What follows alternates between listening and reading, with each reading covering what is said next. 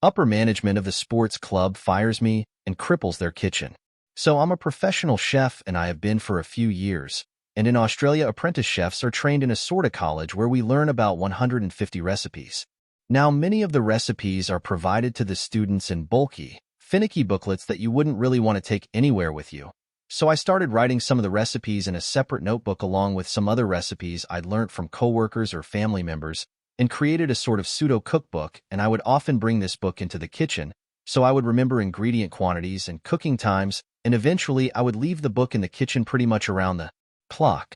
What I soon found out was that some of the other chefs in the kitchen were using my cookbook to check official recipes for the restaurant we worked for, as typically the head chef would have to tell them, and this got annoying for everyone. And this restaurant was a part of a popular sports club in the local area, so consistency was extremely important to management. As such, having a written record of the new recipes or changes to long-time recipes was very important. As it turned out, management had stopped making changes to the official club recipe book a few months before I even started, so my book became the de facto official recipe book.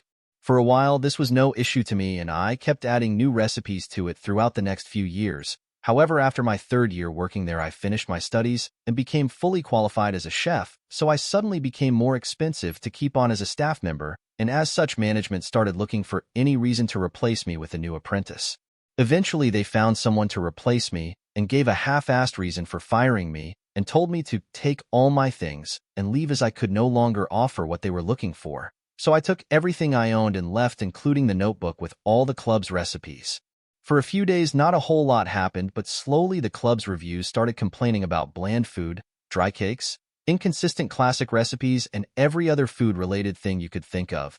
At one point, there was 50 negative reviews in a single day, which for our town was a massive amount of negative reviews in one day. It felt pretty damn good since I felt they deserved it and left me unemployed on short notice. However, I was quickly offered a new job by a smaller restaurant whose owner knew me from the sports club kitchen. Cue the malicious compliance. After about a week, I received multiple calls, and after answering one, I heard one of the higher managers at the sports club asking if I could return the book as the kitchen needed it back. I obviously laughed and said firmly that it was my book full of my recipes, so it wasn't going anywhere near them, reminding them that they had told me I could no longer offer what they were looking for. The manager clearly began to panic as he offered to give me my job back and just let bygones be bygones. I already had a new job, so I completely brushed off this offer and ignored him. I hung up pretty soon after that. I started putting the recipes from my book on the new restaurant's menu, and it was beginning to attract a few regular customers of the sports club, so I quickly found myself with more and more responsibility and command within the kitchen, to the point that about a third of the menu was from my book. Now this slow trickle of sports club regulars picked up speed after about 3 months and led to several high-level managers from the club deciding to visit the restaurant I'd helped build and virtually demanded I give them my cookbook, claiming it would be much more beneficial for the community if they had it. My head chef laughed in their faces and told them to piss off. It's been about 2 years, and my head chef and I have a very positive relationship, and the customer base we have at the restaurant is better than ever. We didn't take every customer from the big club, but it was enough damage to their profits to scare a few investors away and also lead to a decent bit of damage to one of the higher managers' reputations.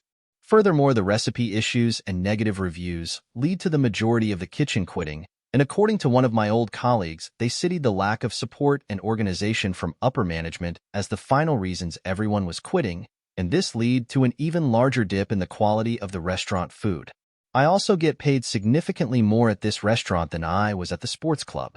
Now to the second malicious compliance story of the day. Will, if you are quoting company rules, I'll follow them exactly as it is. This was done by ex-colleague. Well, this happened a few years ago when I was working as a techno manager in an Indian startup IT firm. It was a small firm with less than 50 employees, and there were 2 founders. Let's call them Vicky and Joel. Vicky had worked a short time in an MNC, but was not able to stand authority and had to resign, whereas Joel had no real workplace experience. Vicky managed the place like a king, showed tantrums, anger, etc. Joel was simply a yes man to Vicky. Now we had an HR lady who was okayish with the older employees and strict with the newer ones. As for me, I was not that good technically compared to my colleagues, but was good at people management. Also, I was one of the longest-serving employee too. I was friendly with most of the employees, especially the new ones. This was due to the fact that I knew it was not easy to work with the founders, and I wanted the show to continue as it was my first company too. So a new joinee, named Bob, joins, and after 6 months he is assigned to a project. Because of the time zone difference, he worked up to 4 to 5 a.m., and the client too was happy with him. Since he was sleeping late, this guy always reported at nearly 11:30 a.m. in office. Out of the blue, founder calls me in HR and asks that why Bob is late to office and said he has to be in office by 10 a.m. as other guys. BTW forgot to mention Vicky and Joel came into office only once in a while, and it was pre-corona times. But since they are founders, let's ignore that. HR lady took the responsibility of asking Bob about that. At this point, since HR lady is not aware of Bob's working hours, I interrupted and told that he's leaving the office by only 2 to 4 a.m. and it's kind of unfair to ask him to come early. Vicky cut me and says, no, he has to follow rules, and this is the basic etiquette when working in this office. I said, okay. HR lady calls Bob in her office and questions him about the timings, to which Bob says, okay, ma'am, we'll comply. Now Bob and me have a good rapport, and he comes directly to me and tell me what happened with the HR. Then I ask him, what are you going to do? To which he says, I will ask for a clarification via mail and then we'll comply. I understood where it's going and give him a best of luck, trying hard to contain my laughter. After 10 minutes, HR comes to me with her laptop in panic and show me the mail which Bob has sent.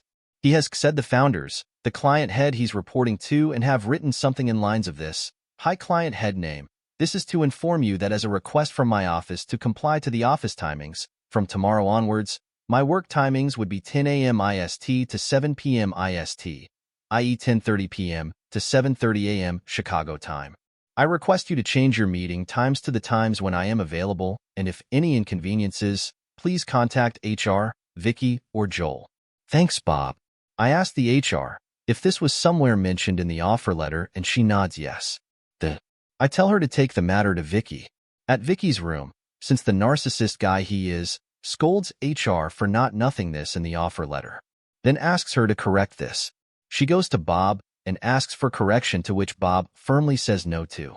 HR lady, being stupid, tells that she told this because Vicky asks her to, and Bob still stands firm and asks HR if Vicky have said it, then ask Vicky to formally reply in the mail thread asking to revert to his old timings. Bob also says that he is not going to get back to old timings unless Vicky mails, and they have approximately 4 hours to do so before the client reacts.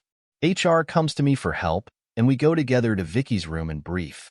Vicky lash out at HR, and at this point I interrupt and says, it's better to address the issue as in 4 hours client will get involved, and we have to take a decision before that. Vicky hesitantly sent out the mail saying it was a mistake as Bob's special case was not considered during the decision-making and Bob can continue his earlier timings. As I walked back to office, I saw Bob looking at me and laughing really hard, and I had to hold a straight face as HR lady was also behind me. Needless to say, Bob has his timings intact.